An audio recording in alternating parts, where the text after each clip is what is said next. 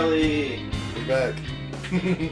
Jeremy was saying on the way up, we probably don't have COVID. And I was like, I didn't even think about it. I mean, I definitely thought about it. I honestly definitely thought I had COVID on Tuesday morning, or like late, like nighttime Monday into Tuesday. Like I had like chills and like all hot and cold and just felt off. I tested Tuesday morning and I was negative, and I've felt fine since Tuesday. So, but I mean, right now would be like 5 official days since we like landed back in Texas. Yeah. So, probably don't have it. I went to DC last week, and like I was telling Jeremy, like I don't even think about it anymore. Like I wear my mask on the plane and Ubers, but I think they're time of year, whatever. All but one of my Uber rides, the windows are down. And then other than that, I just don't spend more than 15 minutes around any one person. Yeah. Yeah. And even before I got COVID last October, every time I would travel, come back, get the sniffles or some kind of sinus thing. It's just because people are gross. You're just hanging out around a lot of people. Yeah. I mean, I definitely still, it's kind of on my radar, like going into my trip that we took. My brother had just gotten back from New York a couple days, and there's like a couple days between him getting back and me leaving. And I didn't want to go see him because I was afraid, because last time he went to New York, he got COVID. Right. And I was like, if I get COVID from you now and it hits me while I'm on my trip, I'm going to be very upset. Right. So just to be safe, I didn't go hang out with him. He didn't get COVID though, so. But yeah, I mean, I still kind of think about it. That's what I told Jer on the way up. I was like, who still gets COVID? I mean, I don't know. Just don't do it. I try not to. It really sucked having it the one time I had it. But yeah, so far so good. I don't know. Nowadays with COVID, like the only thing I really care about getting it is just having to like isolate. Yeah. The sickness doesn't scare me anymore or anything like that. It's just following the rules. And now I've known like multiple people in the last couple months that have had COVID, and they just like don't follow the rules of having COVID. Like they got COVID and they still go to the office or something? Maybe not to the office, but they still like go to stores and go around people. And You know people that have done that? yeah. Very uncool. I agree, but it's just kind of where we are as a country. Just ignoring it. Just don't care anymore. Okay. But I mean, I don't know. Like, on one hand, yeah, I totally get it. On the other hand, though, like back in the day, like if I just got the flu, like I wouldn't think twice about going to like CVS to get some stuff for me, or if I needed something. So I guess I just always thought about it wrongly, and now I know better. Like if I'm sick, just don't go out. But whatever. Fuck it.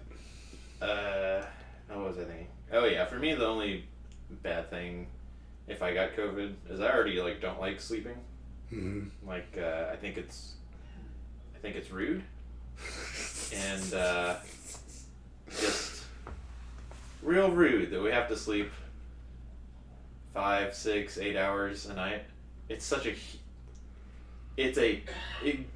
signifiant. It's a significant portion of the day. It's like a third of your life. It's just rude. Intolerable. Especially at the beginning and end of life. It's a lot of life. Yeah. And I'm not about it. So that's why I don't like COVID. Well, how are you doing on your fight against having to sleep? It's winning. It used to be 5.5 hours. It felt great. Now it's like, I really want that 7 hours. Shoot, I'm like a 9+. That disturbs me. I mean, I'm not a fan. Like, I've been calling for 36-hour days for a long time now, since high school, so. Tell us more, Kelley. I mean, not much more to tell. Each day should be 36 hours instead of 24, so I can sleep 10 hours and then have 26 hours to do whatever else I want to do that day. Okay. I don't have a plan to make it happen. I can't really... change the rotation of the Earth or any of that fun stuff. I can't slow down the aging process to allow that to work out mathematically, but I think 36-hour days, it's kind of like just thinking about like the 4-day work week, like similar to that, but similar to that. There was a good 3, maybe 4-year period right before going to Afghanistan, and then a couple years after that. There's this drug, I forget what it's actually called, but it's cocaine. No, it's prescribed as a Nuvigil and Provigil, and they're slightly different. And there's like a drug that's common between the two of them, but best science is you get sleepy because something builds up in the brain in the same way that lactic acid builds up in your muscles and makes you feel bad. Mm-hmm. And this keeps that from hitting a receptor, or it kind of takes it out of the picture. So you can take this stuff, and unlike meth or any of those uppers, you don't get an upper feeling from it, you just don't feel tired. Mm-hmm. And did that a lot on deployment, and off and on the way, or when I was home. And eventually took too much and had a bad reaction to it. Mm-hmm. And it was like you can't take it anymore because it'll trigger that reaction again. Mm-hmm. And the reaction was not mild. So it's just off the table for me now. Which is sad because it's good stuff, you know. That's the perfect drug for you. Yeah. Provigil, Nuvigil. Highly recommend. You're silly. Yeah. How was Chicago? Chicago was fucking amazing. Good. I had a lot of fun. Got to see a lot of things, got to do a lot of things, walked a ton. I wasn't tracking, but Jeremy was tracking his steps. Mm-hmm. And whatever his steps were, mine were more, just because I would like go take cigarette breaks and walk. Yeah. Do this. So, and we went everywhere together, so we did everything together, and then I did a little more on top of it. I think it ended up being something like averaging like somewhere between 20,000 steps a day. Mm-hmm. Just getting a lot of miles in the feet. Feet and legs definitely took a beating. Mm-hmm. But it was really worse. So we got there Wednesday afternoon. The worst time for him was like Tuesday afternoon, because Tuesday was our hardcore like sightseeing day, where we were walking around a bunch, seeing all kinds of stuff. And by around the lunchtime, or shortly before we were going to get lunch, we were in the Museum of the Art Institute of Chicago. And I was just hating life. Like, I couldn't hardly enjoy it for a little bit. But then after that, I still thoroughly enjoyed it, and I got a lot of cool pictures, but it was effort. Like, had to actually force myself to walk, and that's usually not the case. But once we went, we sat down and had lunch at this place, and we were there for about an hour, and we drank a lot of water, and we just sat and ate a bunch, and after that, it felt fine. But yeah, I mean, otherwise, weather couldn't have asked for a lot better. Like, it was beautifully clear and sunny the whole time we were there. It was a little chilly, but I mean, I like chilly. Sure. It was really the wind that made the chilly kind of bad, because it was coming off the lakes. It's the windy city. But I had a windbreaker, and that was all fine. But yeah, it was just the whole thing. Like, I remember coming back from our band trip in high school from Chicago, and just like feeling like I had fell in love with Chicago. Nice. Very similar feelings off this trip. Like it's a very, if there were mountains anywhere near Chicago, like, that would be where I wanted to live. I'd want to live, because it just, I don't know. The city itself is just so fucking pretty. Like, the architecture, like, almost every single building has ornate, unique things built into them, and just everywhere you look, it's just something cool to see. And the food is like right up my alley. Like just real bad for you kind of food, but just real tasty. Like a lot of pizzas and kielbasa's. Had 2 deep dish pizzas, a tavern style pizza, and a slice of New York pizza. Oh, and then at the airport on the way home, I tried the Home Run Inn restaurant in the airport, because Home Run Inn's from Chicago, and I've had their frozen pizza before. Oh, nice. And I was curious as to like what the restaurants would be. Mm-hmm. It's probably just because it was in the airport, but it was the exact fucking same as frozen pizza. And I wasted like $14 for like 2 bites just to throw it away. But I had to know. Yep. Ate a couple Italian beef sandwiches, Italian sausage, some Chicago dogs. There you go. Had a brownie from the place that they were invented. Brownies were invented in Chicago? Yeah. Nice. Apparently, Lady Palmer of the Palmer House in Chicago, a really well-to-do woman back in like the 18-somethings, anywhere from like 1840 to 80, somewhere in that range. I don't remember the exact number, but for a World's Fair, she had her people, she like commissioned them to create a new sweet treat to be displayed at the World's Fair, and that's what they came up with. Never hear about those things anymore. World fairs, there's a lot of... They don't exist anymore. Why? Because they don't need to. We have the internet, we have the sharing of information, and new things is just super easy. Isn't that why there's an Eiffel Tower and a bunch of other... Oh yeah, there's a bunch of stuff was made for those things. I wish they would come back, but like the whole reason for it was because it was a time for when everybody in the world could come together in one place to see all the new cool shit. But now you see all the new cool shit immediately, or even before it's made. Like we know about it, so there's no real need for it. It's a small world ride at Disney World Disneyland. Was made for the World's Fair in New York, and then they moved it from there and put it as a permanent installation in the parks. So, yeah. The more you know. Yeah.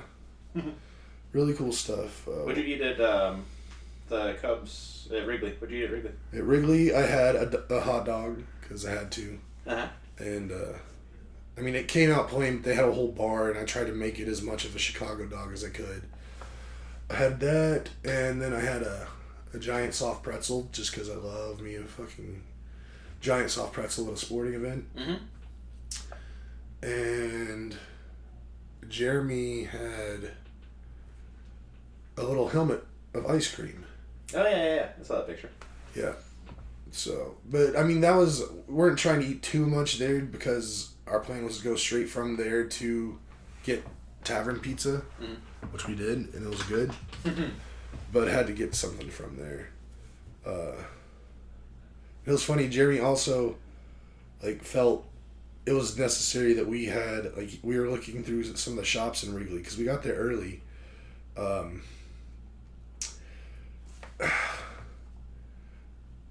See, okay, so my problem right now is I'm trying to find a balance of how much I want to tell you versus about the trip. Show us on Friday.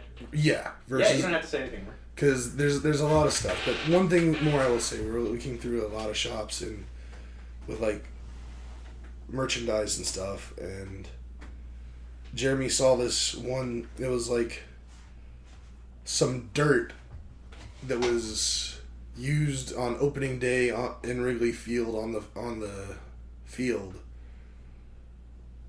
for like 2019 opening day, and he was just like, we need that, so he got it. Cool. It's on display downstairs, but very cool. But yeah, rather than just walk you through step by step the whole thing, and I'm not going to show you any pictures today. Okay. But for the listener, Kelley is holding his phone as if he would show me a picture. He's just kind of teasing me a little bit. I mean, I don't have any pictures up right now. My phone's locked, but I'm holding my phone because I was thinking about looking at pictures, but now I got to that whole, how much should I share? How much should I not? Yeah. But I also feel like the listeners might enjoy hearing a little bit about everything. A couple of cool things I'll say about the trip that really have nothing to do with Chicago, but were just fun anyway.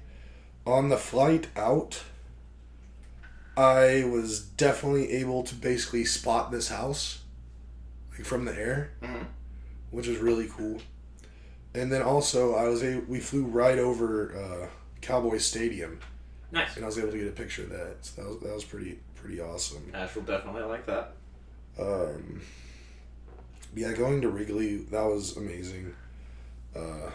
One more thing I'll say about Wrigley, and pretty much then I'll be done with talking about the trip. But so I went into going to Wrigley knowing that I didn't really care to like stay for the whole game or really much of it at all. I just wanted to experience the stadium and see a few at bats. I think we stayed through like 3 innings maybe total. But we got there an hour and a half before game time just so we could like walk around Wrigleyville, which is the outside area around it, and just look at the stadium from all angles and then go inside and walk around everywhere we could in the stadium. And I also just had a little pipe dream of wanting to like catch a ball or get a toss up, like, because players do a lot of throwing up the balls that they're done with or whatever. And Jeremy, I think, thought I was kind of ridiculous for thinking that, trying it. So first place I position us, nothing really comes around. I'm like, all right, let's go try. We were on the left field side. Let's go try right field. You guys can just go to any seat you want? Pretty much. I mean, well, they wouldn't let it. Like, they had people blocking you from the bleachers or from like the seats right behind home plate. But that early in the game, like, they pretty much let people wander around because it's what you do. A lot of people get to games early to watch batting practice and all that stuff. So we walked around, and you'll see all the pictures eventually, but so I was like, let's go to the right field side and get over there, and I get us positioned in a little place. And there's like at least a dozen or two like young kids there, like all trying to get the toss-ups and the foul balls and stuff, and they all have their gloves and jerseys all cute and shit. But I was still like, I'm not going to hurt these kids.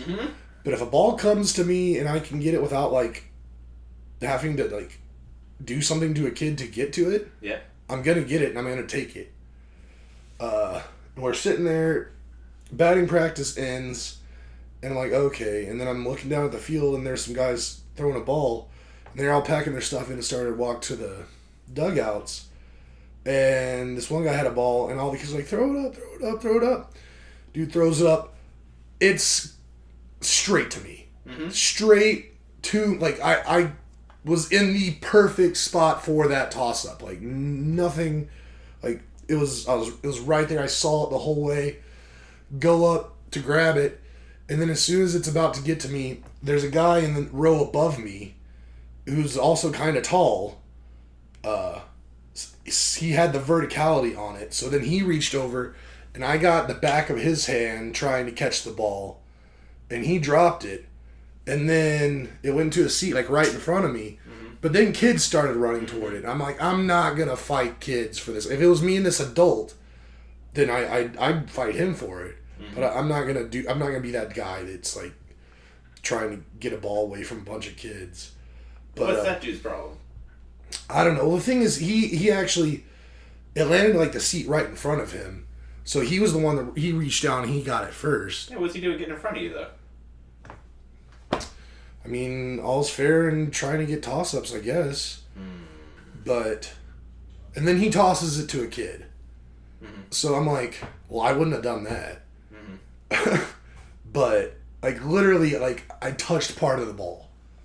And, like, if I would have made a little more effort, like, if I just didn't let it come to me and I was a little more aggressive and went to the ball, I could have easily gotten it. But, again, I was trying to balance that. Don't be a douche. Because, like, I do watch this, some videos of this guy, not religiously, but on YouTube. There's a guy named Zach Hampel, and he's, like, famous for having, like, the most foul balls and home run balls caught in stadiums and stuff. A lot of people think he's a dick. Because, like, apparently there's been a lot of times when he's, like, pushed kids out of the way or like taking balls. And now like he's turned his whole thing into like he might keep the first ball he gets at a game, but every other one he'll give away to kids, especially because he has like 17,000 balls at home, like literally. So many. But yeah, he's kind of, a lot of people think he's a dick because he's just too aggressive, and I just like, I don't want to be that guy. But I was like, my heart was racing. I was like, I can't believe I was so close to getting a ball at Wrigley Field. And Jeremy was like, I can't believe you got that close to it. Like, he didn't know. But, I mean, I've seen enough of the Zach Campbell's videos. Like, I know where to stand, like, when you're trying to get toss-ups. Like, the good places in the stadium. And specifically Wrigley. Like, I watched a couple of his Wrigley videos going into it. Nice. So I did some research. But, yeah, didn't get the ball. But it's okay. A kid got it. Mm-hmm. If that dude would have got, like, taken it just for himself and pocketed it, I would have been pissed. But it's okay. I got to get Ash to be... She does not want to be in a situation where a ball is flying towards her. I don't think she's ever been to a baseball game. She's never been with me. I like taking my family to baseball games on, like, Mother's Day, Father's Day. Mm-hmm. Took Justin once for his birthday. But never with Ash. So... I keep trying to tell her, like, it would be a wonderful thing. Everybody wants that to happen to them. Ball screaming towards their face. Well, I mean, it's something, like, if it's not, like, a line drive hit at your face, like, if it hits you, it's not going to hurt that bad. Mm-hmm. Like, even if it's, like, a home run... Like, it loses all of its velocity going up, so it comes down, and it's not that fast. Like, no big deal. If it's a toss-up, they're not, like, throwing it hard at you. But, I mean, it is a thing. Like, they have signs all around all stadiums. They had them all over Wrigley. Like, keep your eyes on the ball. Like, balls come into the stands, and, like, there have been people seriously hurt by balls, but... Those are only the people that are going to be like right on the baselines, like field level, like expensive seats. Like you're not going to get hurt if you're in the outfield or if you're any levels above field level. Yeah, and I feel like it was a few years ago, but it's probably like 15 years ago now that they added nets at all the parks because some horrible thing had happened. Oh yeah. Now it like hardly ever happens. I think it was the Astros were involved in that. I think we were the ones like hit a ball into the stands and it hit this little girl and like totally fucked her shit up. I think sounds familiar. But again, I mean, if you're paying attention, you won't get hit by a ball. Like you have time to react. And in the case with like Ashley, like if you go to a game with her, if like I ever went to a game with her, like she would never be like in any danger because I want the ball. Yeah, I want it to come to me, so I'm not gonna miss a chance for anything close to me. Have you been watching any? Did you want to say anything more about the Chicago trip? No, I'm good. Have you been watching any baseball games? Not really. I mean, I'm trying to get into it, but I just keep slipping my mind, and now we got NBAs going on. The difference is I can't really tell when I'm watching the game. There's different broadcasters have different ways for showing the clock. But it's not when I have like a noon game on or whatever. I'm also working, so I'm not like really watching. I'm like mostly listening. But they are more compelling for whatever reason. Like I'm watching more games than I have before. I think it's better. Like I'm more involved than I definitely have been in a while, and part of that is like the Astros won last year, and I told myself I would. But I also think the games are more interesting now. I mean, I totally believe it. They put those rules in place for it, and even the few innings we saw at Wrigley, like that was pretty cool. Like things were moving, things were shaking, like stuff was happening. It's I'm excited to really dive into it. I'm gonna get real big into it probably this summer. Have you heard about the Tampa Bay Rays? Yeah, they're like the best thing ever right now. Like undefeated for the season so far. I think one win away from breaking the record of win streak to start a season. And everybody on the morning shows loves it because they're not a Boston, a New York, and LA. They're not a big market team. Right. They've yet to sell out a game. Yeah. Which is weird because they were really good a few years ago. Did they? They seem to have most of the same parts. Like Randy Rosarina is still there. I guess that's the only person I recognize. But I remember them playing the Astros in the playoffs, I think, and like smoking them. Mm-hmm. And it made me really hate the Rays. Mm-hmm. I really hate the Rays. Yeah. I hate a lot of teams. Not a lot. Some. I don't know if I hate any baseball teams. Like, for some reason, I used to think the Chicago White Sox, I used to put them in the same category as the Raiders, but I think it's because they have similar uniforms and similar colors, honestly. I don't think there's a baseball team I dislike. Ah, fuck the White Sox. Why? Well, one, they made us look like fools in like the 05, 06 World Series. First time the Astros made it to the World Series. You're right, that's probably it. And they're, I think one of the major league movies, like the bad team was the White Sox. Mm-hmm. And I don't know, I guess I always look down on them because, like, whenever I think of Chicago, I think of, like, Wrigley Field and the Cubs, even though, like, the White Sox have been around for fucking ever, too. Mm-hmm. Like, the whole Black Sox scandal in, like, 1908 or 18 or whatever the fuck that was, like, that was them. Remember, I used to dislike the Yankees because everybody had said that they bought their championships and they had won a bunch of them. And when we were seniors in high school, the Red Sox went all the way. And that was awesome. Yeah. And the bad guys were the Yankees in that. But other than that, I mean, I don't think I dislike really any baseball teams. Fuck the White Sox, fuck the Rays, fuck the Braves. Oh, yeah, I like the Braves. I like the Braves and the Mariners. Those are like my childhood teams that I liked outside the Astros. The Rangers, fuck the Rangers. I used to dislike the Rangers. I kind of don't care anymore. I kind of feel sorry for them since I went to a Rangers game once and it was a really pitiful stadium. I mean, they got rid of that stadium. They got a new one. It was only like 10 years old and they realized they just fucked up really bad and just had to build another one right next to it. Other than that, I don't know if I hate any baseball teams. There's some that I just think are gross, but I don't hate them for it. They're just kind of gross. I have a gross team. What's yours? The Orioles. Marlins. Oh, yeah. That's a good one to call gross. I haven't got a soft spot for the Orioles because one of my work buddies that since left, he was my technical counterpart for a long time.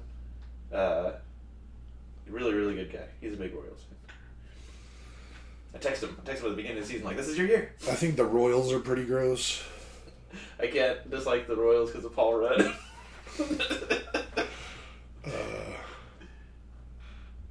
I had another one. What was it? Oh, the Rockies. Nah, come on. Home runs. They're those home runs. I mean, I don't know. No, I like Charlie Blackmon a lot. That's fair. But yeah, baseball. It's the shit. Baby, I definitely, when we were at Wrigley, was thinking a lot about my days playing baseball and how much, like, trying to think of, like, since then, has there ever been anything that I just, like, really loved doing that much? Mm-hmm. I don't know. Playing music is close, but I don't know. They're very similar. Like, the feeling of, like, being on stage and, like, playing in front of people, and then, like, being a batter and, like, hitting a home run in front of a lot of people. Mm-hmm. Very similar feelings. Very, very fun feelings. Yeah. Yeah. Being the man. Just letting it all hang out. Be like, yeah, look at it. It's beautiful. Don't stare too long, though. You'll go blind.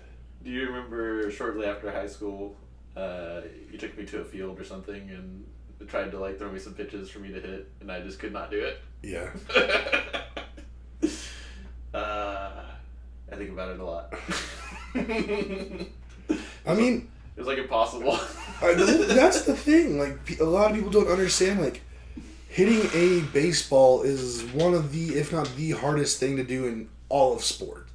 Like any sports. Like, it's not like you were making it difficult though. I just had terrible hand. Well, even still, like it's not a simple thing to do, and if you don't grow up doing it, it's real hard to pick it up late in life. And even now, like if I got a bat and tried to, like someone threw me a few balls, like I probably couldn't do much at all with them, but probably could get a little contact, but nothing like I used to. Like I used to be able to hit almost like 450. Could never do that now. I went to college, started playing. I was playing alternate frisbee in high school, but like played it a lot in high school, and then with the Army and PT, there are a lot of sports, and just not from any single thing, but from a bunch of different things. My hand-eye coordination got better, and then played softball for the first time when I was in the pre-mobilization at Mississippi, and was nerve-wracked, being like, I can't do this. But just started doing it and started connecting. It was like, okay, I guess I've grown up some. Got better with these hands. Very cool. And then the time after that was similar but different was hitting a golf ball.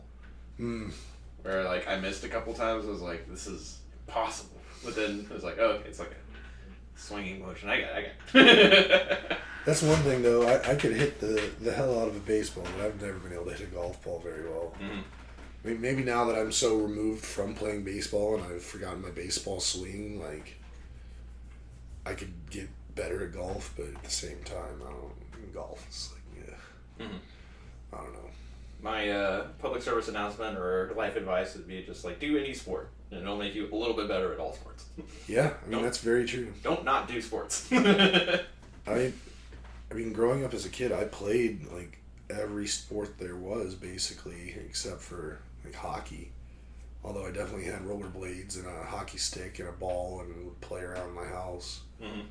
Like outside of my house. But yeah, I mean, it definitely, sports are great for all kinds of reasons, like physically and like mentally. Working with people, team sports. It's the individual sports that are like, I'm like on, like tennis. Like I understand like it's a big deal and how I know how hard it is. I've tried to play it a little bit, but I don't know if it does the same thing as like team sports does. Yeah. Do you consider swimming or track and field team sports? No. Yeah, me neither. Yeah, I mean, even like in like relays, when you actually have like a team that you're doing it with, it's not really coordination. Yeah, I mean, the only coordination is the handing off the baton, which does take skill and takes a lot of practice to get really good at, to be as efficient with it as possible. But there's no down gear or like when it's your turn, you just go as fast as you can. And that's the whole point. Yeah. It's not like strategy, really. Yeah. Unless there is, and like actual swimmers, like that's a totally ignorant statement. In which case, fuck off. Yeah, no, they're wrong. They're wrong. I have all the respect in the world for swimmers and we know some swimmers. Like that shit is hard. You have to be a dog to be good and commit to those things. But yeah, I don't know.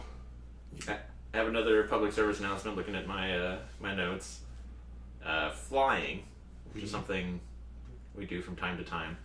I went to Sea, Air, and Space, which is a trade show for not just the Navy, but the Navy is the main group. And lots of cool stuff, totally unclassified for me to tell you guys that, like, drones and AI and what autonomous vehicles are doing, but are about to do, is going to blow your mind. It's already spooky stuff. Like if you Google Navy UAV or Navy drone launcher, you'll see destroyers with like little drone cannons, and they launch these things that look like missiles, but then they deploy wings, and then you have like a hive of drones just like circling the fleet, looking for things to.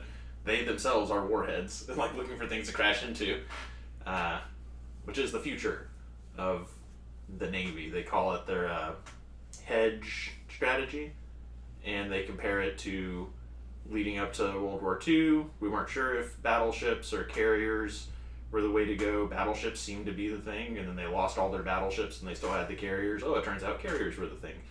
That's what the Navy is doing. Is it's like, yeah, carriers seem to be the thing, but if it's not, we've also got a silly amount of drones that are like somewhat autonomous.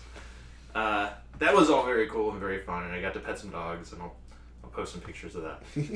But on the way back, I had scheduled my flight so that I would get home and be in the house like before 9 o'clock, because usually I get home like a little bit after midnight just because the time zone changes, and taking a 7 flight, it's taking like a 3 o'clock flight from DC.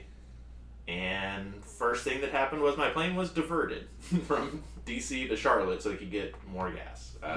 This was last Wednesday, which, if you guys recall, there was a lot of bad weather all over the U.S.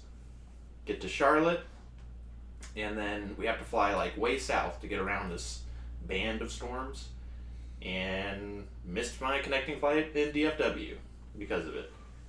And it was 9:30 or 10, and they're like, hey, we can get you on a flight at 7 in the morning. And this is me talking to like our corporate travel. And I was like, no thanks, rent me a car, because I know that's all going to go wrong. If the flight leaves at 7:20, I'm not going to get home until like 10 or whatever. And if I can just get me in this car by 10, I'll be walking through the door like no later than 1 in the morning or 2 in the morning, whatever. And I'll get like 3, 5, whatever hours of sleep, and still have my day, instead of like losing half my day. And go to the rental counter, and they're like, yeah, cool. Go to the rental counter. They're like, if you guys didn't make your reservation 24 hours in advance, there are no cars here. Like, so whatever your company told you, no. So that's PSA number 1. is whatever the website says, whatever, etc. Most rental places, you have to have your reservation, especially if there's like an incident, an event where everybody's coming for the cars, 24 hours notice so that you can actually have a guarantee. Second PSA, if your flight gets, if you miss your flight because of God and nature, you get nothing. It's just, it sucks to be you. If your plane gets diverted like mine was, you get vouchers for a taxi to and from a hotel, voucher for the hotel, voucher for food at the airport. However, if it's, so by the time I resolve all of that, it's like almost midnight, right? Because I had to go to the rental car place, which I was joking with Ashley, like, this shuttle bus is taking me halfway to Austin. Like, it seemed like it took 30 minutes to get to the rental car place. Come back to the terminal, and all the restaurants in the airport are closed, right? Except for 7-Eleven, if you call that a restaurant, and Panera Bread. But Panera Bread, at like that hour, they only let you use the kiosks. They shut down their registers and stuff, so they can't take that voucher. Yeah. So there's your clump of PSAs for those of you that travel. That might, some of it be specific to American Airlines as far as vouchers and all that go. Some of that might be specific to DFW as far as restaurants being closed. But heads up, that happens. Man, it just seems like flying these days is just getting so hard to be like anywhere close to reliable. Like, I guess our flights to and from our flight to Chicago was delayed by like 30 minutes, but I think it was because that was last Wednesday too, and there's that big band of storms, and it hit Chicago pretty bad, so they had to wait there for a bit. And the pilot said they had a really gnarly headwind coming down, so it took them like a lot longer. But then we had a tailwind. Real gnarly tailwind on the way up there, you said. We had. Yeah. Like, the flight was scheduled to be 3.5 hours in the air. We were in the air for 1:40. Oh yeah, tailwind from the south going north, huh? Bro, headwinds are a real thing in airplanes. When I talk about it in cars, then you can call me on my bullshit. Except for F1, because wind is also important for F1. But in airplanes, it's a real thing. Like, I don't know if you ever heard about it. There was a flight from like London to New York, and somehow just a bunch of stars aligned, and the tailwind was like 200 miles an hour. So they got from London to like New York, and I think right about the same time as it took the Concorde to, or real close to it. Like, it was really fast. it was like a kind of a big deal when it happened because it was like, oh my god, they were going so fast. We're breaking the record. But it's a real thing. Don't make fun of me when I talk about tailwinds. Yeah, one time Kelley told me a silly thing when I was in a developmental stage. And I have not forgotten it. What do you mean? I don't think it was a very developmental stage. That's for me. It wasn't driving that much back then. Those are my PSAs. As far as like air travel, I'll take like 12 to 15 trips a year, so that's like 24 to 30 flights, and I think I've only had like 3 issues in the last since February 2022 when travel really started to open up. And this was weather related. It wasn't like engine fell off or something like that. Like what happened to me on my way back from Newark. Yeah. Engine basically exploded on the runway. Right. Or on the taxiway. The engine didn't explode. The starter motor for the engine exploded. Mm-hmm. That was pretty exciting. Do you have any turbulence or noticeable turbulence? On the way there was definitely some. Like, it wasn't bad, but it was enough for, like... And Jeremy was so upset about it, too. Not, like, so upset, but kind of funny upset.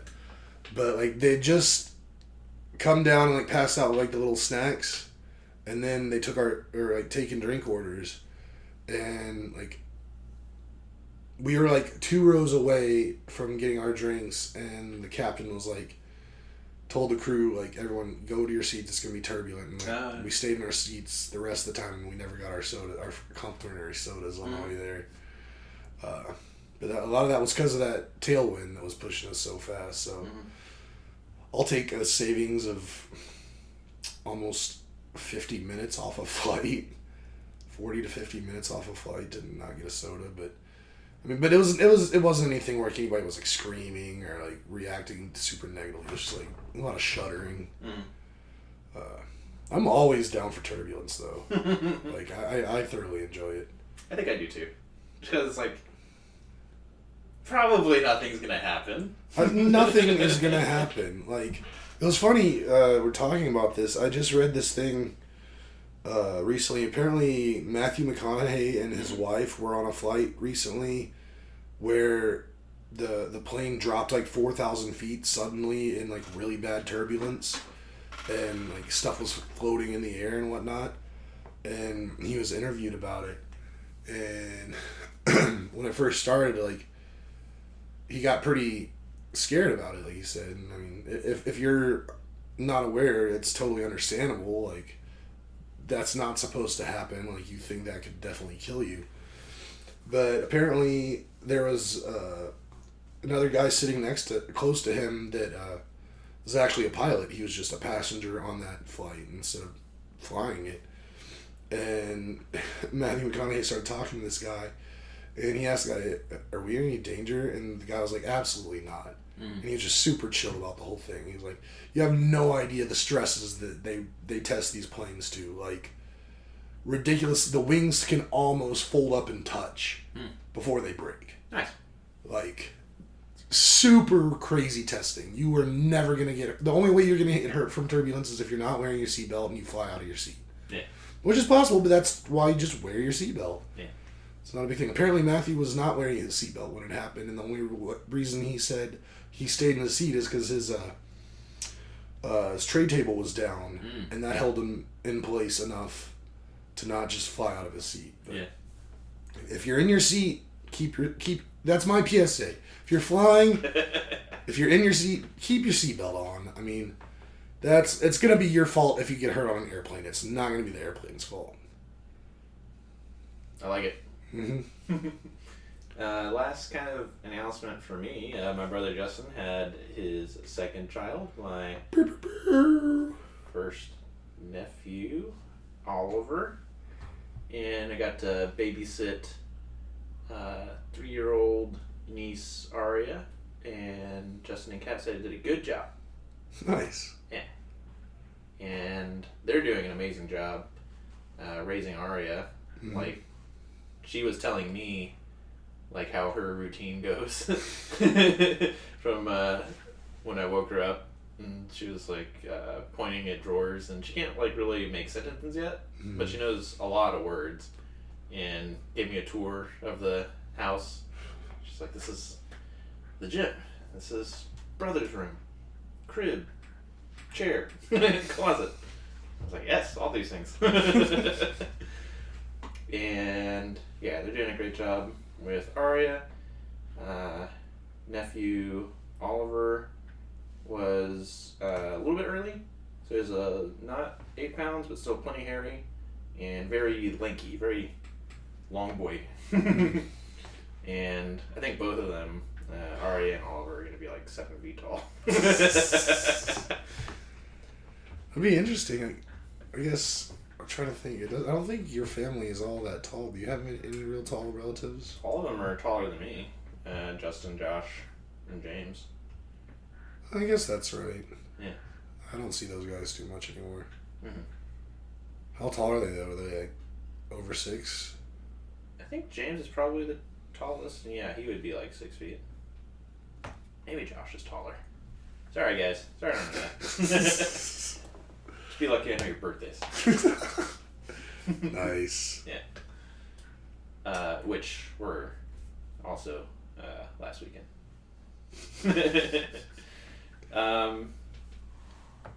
Artemis, they picked a crew. That's going to happen. They did. 2024. There's a Canadian on there. Yeah. I'm preemptively frustrated with all the people that are going to quadruple down on how fake it is and how the earth is flat and all that bullshit. It was funny. I saw an interview with them on the Late Show with what's his face? Ferguson? No, that's the old Late Show. That Jimmy Fallon? No. The Late Show. The smart guy. Not Jon Stewart. Colbert? Okay. I think it's Colbert. Yeah. Anyway, the whole crew was just saying that if anything happens, it's going to be Canada's fault. Nice. And they're all already just putting the blame on Canada. Blame Canada. Colbert was asked the Canadian, he was like, "So are you going to be one stirring the tanks?" Which, if you've ever seen Apollo 13 or know Apollo 13, it was them stirring the tanks that started the explosion of that whole thing. They all laughed real hard. I laughed real hard at it. Nice. But I'm a nerd. Presumably because they love the movie. Is that still...